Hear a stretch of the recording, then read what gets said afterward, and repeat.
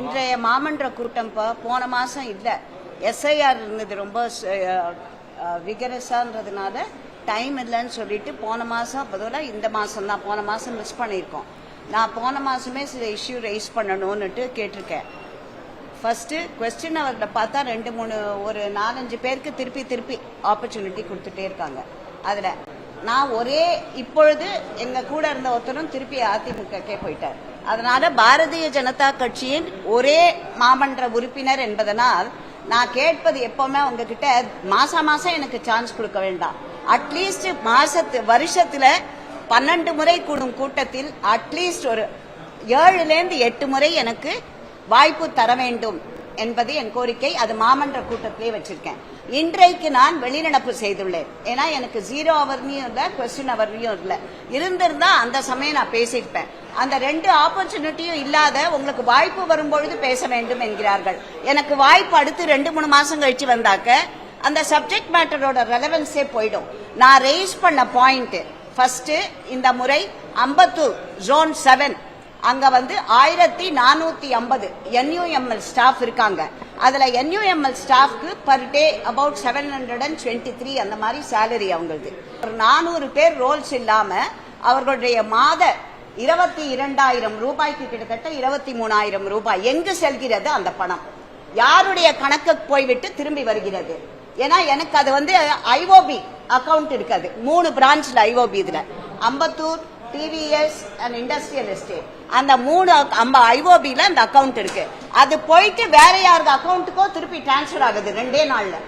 அது சோ இதை பற்றி இது பார்த்தாக்க மாதத்திற்கு இது நீங்களே கால்குலேட் பண்ணுங்க.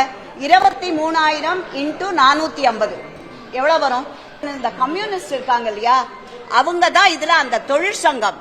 அவங்க they are holding அந்த ஜோன் மாநகராட்சியையும் கமிஷனையும் ஒரு இது மாதிரி ரான்சம்க்கு வச்சுருக்க மாதிரி இருக்குது.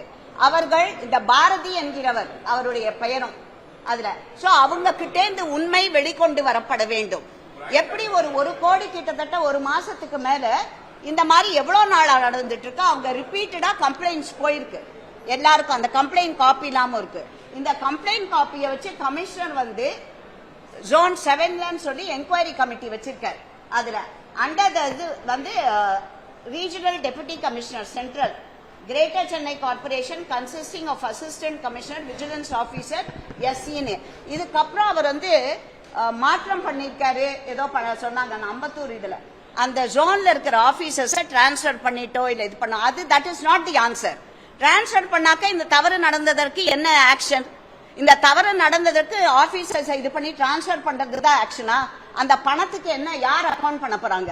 மாசம் 23,000 இன்டூ 450. நாங்க சில ப்ராஜெக்ட்ஸ் எல்லாம் கேட்கச்சே எங்களுக்கு பணம் இல்ல பைனான்ஸ் இல்லைன்றாங்க.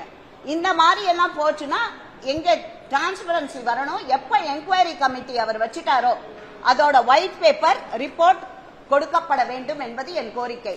அதை பற்றி பேச முடியாது. என்கொயரி கமிட்டி வச்சுட்டோம், நீங்க இதை பேசக்கூடாது.